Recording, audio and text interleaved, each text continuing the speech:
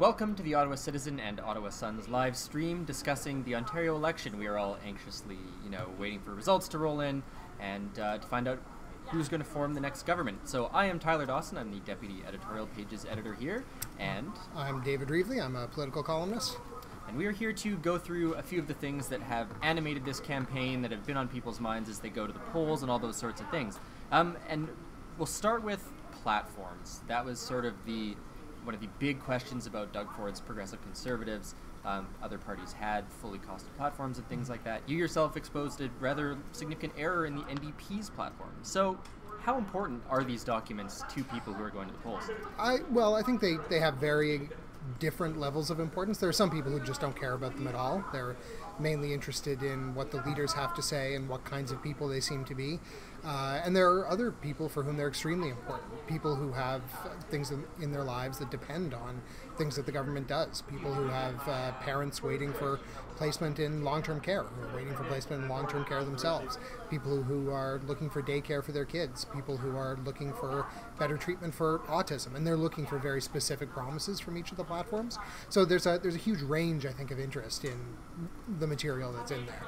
I think certainly as an analyst, one of the things I look for is completeness and detail. And that's why you've heard a lot of people like me complaining a lot about particularly the Progressive Conservatives, because they don't have a platform. They have a list of promises, and it's sort of all the things they would like to do without a lot of acknowledgement of the things that they're going to have to do. And with a fully costed platform, you get both. The stuff you're going to have to cut, the taxes you're going to have to raise to make all those things work. And without that, it can be hard to see what the weak spots are in what a party is proposing to do. Yeah, and this seems like it has been a very, personality-driven campaign between Kathleen Wynne and Doug Ford and Andrea Horwath. Mm-hmm. I mean, it has been very much who these people are, who their party is, for the Liberals, their record and things like that. And I could see a voter just not worrying that much about, the $700 million or whatever it was. I can't remember the exact number that was misplaced in the NDP's platform. Yeah. And the $700 million, they subtracted something that they were supposed to add, so the deficit that they're actually going to run if they form government, the NDP that is going to be much higher than they were anticipating. That's a mistake that they corrected because they had no choice. But I don't think that's the kind of error, that's the kind of thing that is necessarily going to move a whole lot of votes. If you liked Andrea Horwath before, you're probably not going to dislike her because they made a spreadsheet error, as stupid as that error was. It does maybe speak to their readiness to form government. If there's the kind of mistake that a government cannot make. And so is this a party that has the bench strength, that has the brains basically to actually run this province? And if you're looking for reasons not to vote for them, well, maybe that would be one of them. But I think in a campaign, as you say, that's very much driven by personalities, what kinds of people the leaders are probably matters a great deal more. Mm-hmm. Which does sort of bring us to our second question, which is the Liberal government has been around for 15 years. It's a long time. Mm-hmm. Governments get tired over the years and things like that. And Kathleen Wynne has a certain reputation, I think, among a certain set of voters. And so it does, I think, raise the question of, and Kathleen Wynne did admit that she was not going to win this election, yep. but certainly it does raise the question of if there was a way, or maybe they still will win, but given the amount of time, given the problems the Liberals have had, given the debt and deficit situation, I mean, was there ever a path to forming a government for them? I don't know what path there would have been. I mean, it's hard to say for sure that there's absolutely no way they could have pulled it off. I do think that they did honestly give it their best shot. I don't think they had... this plan has not worked, so by definition, I guess it's not a good plan. It might have been the best play they could have made. Since Donald Trump was elected in the States, the Liberals have seen what is coming for centrist politicians and even sort of leftish politicians. They realize that populism and a conservative tinged populism of the Doug Ford type and of the Donald Trump kind is very dangerous to governments like Kathleen Wynne's, especially ones that have sort of developed a public reputation for a sense of entitlement. And they pushed hard for things meant to make life easier for people whose economic lives are not what they wish they were. Things like pharmacare, things like free daycare for toddlers, things like better access to long-term care, the Ontario retirement plan that got rolled into the Canada pension plan. All these things that are meant to kind of smooth out the bumps, particularly when you don't have stable employment you can rely on, that comes with benefits, that comes with a reliable salary and so on. That was their strategy. They gave it their all. Didn't work. And I think the Liberals probably thought, and Kathleen Wynne thought, they look back on what happened in 2014 when a lot of people wrote them off. They pulled it off then. They did better, frankly, than just about anybody was expecting then. They thought if it could be done again, she was the one who could do it. It doesn't seem to have worked out that way. Yeah, and one of that made me think of something that I found very interesting in this campaign, which is that Doug Ford, being a conservative and a conservative populist, has not been especially conservative on a lot of things. Yeah. I mean, his promises on long-term care are very, very similar to the other parties. He has tax credits on childcare, which is maybe a little bit different than subsidizing and things like that. But in some of these areas where you might expect a conservative politician to be a little more conservative on it, he's actually, as a Conservative Party goes, I think playing relatively center or even to the left on some policies. Yeah, I mean, conservatism and populism they're often linked, but they're different ways of thinking about the point of the government and the relationship that people have to the government. I mean, populism says that people deserve to get what they want. So he's promising things like cheaper gas. And, cutting taxes is, broadly speaking, a conservative idea, but cutting the gasoline tax, I'm not sure that's the thing that most economists or conservative thinkers would say that's the thing that we should have gone after first.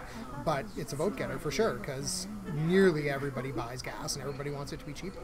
So his fusion of those things is it's unusual in certainly the Ontario political tradition. Yeah.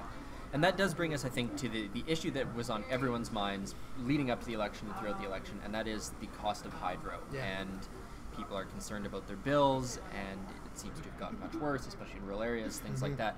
But it does raise the question, I think, can any party actually fix hydro? Certainly none of the parties really, if you dig more than surface level, none of the parties says they can fix hydro. What they all say is they can bring your hydro bill down, and they do that using various accounting devices and having tax money subsidizing people's bills. But none of the parties has a plan for actually making the cost of generating and transmitting and delivering electricity cheaper than it is now. It's all fussing around the details. If what we care about is just paying lower bills once a month or every 2 months, however often you get your bill, then the Tories have a plan for that. They are going to take tax money, and they're going to put it into the hydro system, and that will make hydro cheaper to use. The NDP have a plan that's similar in some ways. It's not quite as direct as that, but essentially they're talking about subsidizing hydro use as well, doing away with time of use billing and other things like that. It's not going to make generating power cheaper, and it's not going to make delivering power cheaper. It will make the prices we pay for power cheaper. And actually the Liberals have the most, I mean, they're done. They've done their thing. So if they were somehow reelected, I don't think anything would change, but they're going to borrow a ton of money. They have borrowed a ton of money, and they're going to borrow tons more and use that to subsidize. Which means bills. We'll be paying for it later rather than sooner. And more later rather than sooner. So can any party fix hydro? None of the parties can fix hydro. They can mess with hydro in ways that will make your hydro bill lower. But we'll pay for it in other ways. And speaking of that, whoever wins tonight, our lives will perhaps change a little bit. Doug Ford brings beer to corner stores, then your Friday night might get a little bit more straightforward. But let's take the Tories to start with. Under the Progressive Conservatives, what are some of the big changes in Ontarians' day-to-day lives that you could see coming, should they form a majority? Well, I mean, certainly they've addressed pocketbook issues very directly. Gasoline will be cheaper. That's easy to do. They can do that with strokes of a few pens. They've said they're going to do away with the carbon emissions market that is the centerpiece of the Liberals' plan for addressing climate change. That will make gas cheaper. That will make some other things cheaper, although actually the logistics of getting out of that are a heck of a lot harder than I think Doug Ford has let on. Companies have bought these permits looking ahead many years. I guess we're going to have to buy those back, and that's not going to be free. So that could be quite challenging. He's promised to build a lot of new long-term care beds, as all the parties have promised. If they do that, that will relieve some of the strain on the current nursing home system, although probably even at 30,000 beds, which is what the Tories are promising, and the other two major parties have numbers that are very similar to that, that's probably just going to be enough to keep pace over the next 5 to 10 years. So given that that's the centerpiece of the Ford particularly the Ford health plan, I wouldn't expect that to actually make a whole lot of difference. The real question with Ford, though, is what's the stuff that he's going to have to do that he has not told us about? And that is a big question mark at this point. We just don't know. Right. And the NDP, probably arguably the other sort of front-running party going into this, say I'm a parent or looking for daycare, something like that, the NDP has a plan for that. Maybe not the plan one likes, but there's a plan for that. They're, in a lot of ways, they're the Liberals on steroids on this stuff. They're promising a much larger, more activist government that takes care of a lot more stuff for you. Things like daycare, things like universal pharmacare, things like dental care for people who don't have it through workplace benefits. A lot more, depending on your perspective, a lot more nanny state and government coming in and doing things for you, or a lot more government helping you with things that are, in this world, almost impossible to do for yourself, especially if you don't have steady employment. So that's, and they're promising huge investments in schools, huge investments in hospitals, which should presumably make those systems run better, at least in the short term. Long-term impacts can be harder to tell, but more money does get you more service. Yeah, all three parties do seem to have a little bit of a problem where you're sort of spending your way out of some of these issues. So. And when, healthcare is one of those examples of people always say, well, at some point we might have to have a conversation about some sort of private medicine in some fashion to sort of free up the system. But not yet. But not yet, and no party is, as of yet, planning to do that. Lastly, the Liberals, let's say they win tonight. Is it, same old? Or should we expect changes when we wake up? If they were somehow to pull this off, I think we really should expect same old. Then a budget with a lot of detail in it for what is supposed to happen through the rest of this year. They have their platform, such as it is essentially just that budget pressed a couple of years into the future. So I think the Liberals will be status quo, because that's what happens when you've run a majority government for as long as they have. Right. I think that's a wrap for us. You saw our reporters filing by to head out to all the after parties and things like that to bring you what's going on this evening. So do follow along, ottawacitizen.com and ottawasun.com. We will have the latest breaking updates, who's winning, and lots of analysis later on. So be sure to check back on the website and pick up a newspaper in the morning.